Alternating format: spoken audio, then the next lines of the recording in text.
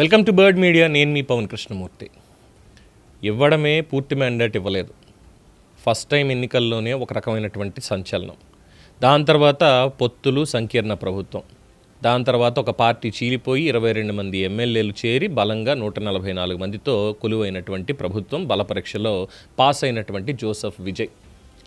దీని అంతటికీ వెనకాల ఉన్నటువంటిది ఏంటంటే, తమిళనాడు రాజకీయాల్లో ఇప్పుడు మాట్లాడుతున్నది సోఫా మోడల్ అనేటువంటి కొత్త పదమే. ప్రస్తుతం ఇదే వైరల్ అవుతోంది.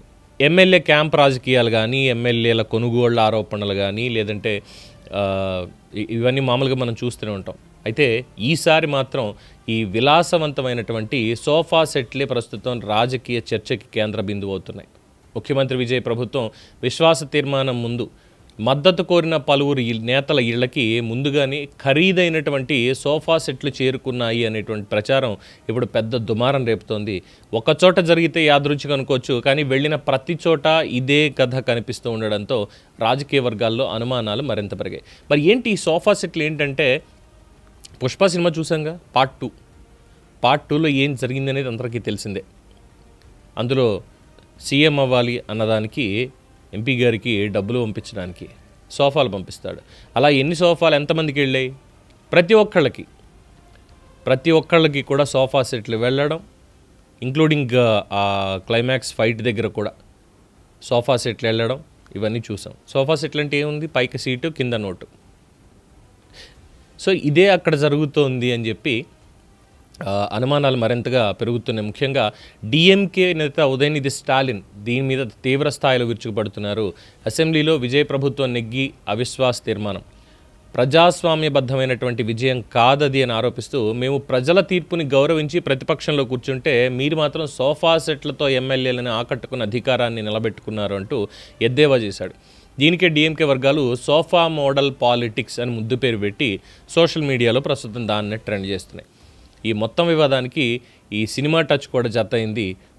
సేమ్ ఆ సినిమాలో స్మగ్లింగ్ డబ్బు సోఫాలో దాచినటువంటి సీన్ని దాన్ని ఒక పక్కన, లేదు ఇక్కడ విజయ్ కూర్చున్నటువంటిదో, లేదంటే ఆ నేతల దగ్గర ఉన్నటువంటి కొత్త సోఫాలు, వీటికి సంబంధించి ఫోటోలని వీటిని వైరల్ చేస్తూ ఇక్కడ కూడా సోఫాల చాటున భారీ డీల్స్ జరిగాయి అన్నటువంటి సందేహాన్ని ప్రతిపక్షం పైకి తీసుకొస్తోంది. ఎమ్మెల్యేలను ప్రభావితం చేసేందుకు హార్స్ ట్రేడింగ్ చేశారు, ఈ విలాసవంతమైన కానుకలనే దానికోసం వాడుకున్నారు అనేదే ప్రధానంగా ఆరోపిస్తోంది.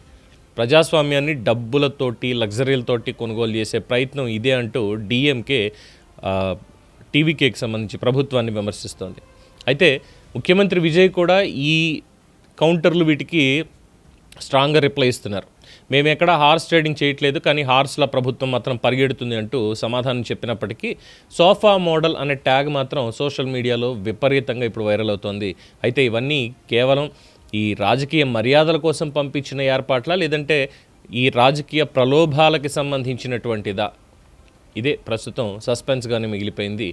చాలామంది మాట్లాడేదైతే మాత్రం విజయ్ అలాంటి పని చెయ్యడు కదా అని అంటున్నారు. కానీ అధికారం కోసం ఎవరు ఏం చేస్తారు అనేది అందరికీ తెలిసిందే, కొత్తగా చెప్పాల్సినటువంటి పని లేదు. సో హార్స్ ట్రేడింగ్ జరగకుండా ప్రభుత్వం ఏర్పాటైపోయిందా అన్న సస్పెన్స్ కూడా చాలామందికి ఉంది. బట్ డిఎంకే మాత్రం దీన్ని ప్రధానంగా ముందుకు తీసుకెళ్తూ లేదు, హార్స్ ట్రేడింగ్ జరిగింది అనేది చెప్తోంది. ఏదేమైనప్పటికీ తమిళనాడులో ప్రస్తుతం జరిగిందో లేదో ఉన్నటువంటి ఒక సస్పెన్స్ పుష్ప సినిమాకు ముడిపెట్టి ఇగో సోఫా సెట్లు అని చెప్పి వైరల్ చేస్తున్నారు. చూద్దాం ఈ సోఫా సెట్ల వెనుకున్నటువంటి కథ మరి ఎప్పుడు బయటపడుతుంది ఏంటి అనేది. దీని మీద మీ అభిప్రాయం తెలియచేయండి. చూస్తూనే ఉండండి ది బర్డ్ మీడియా.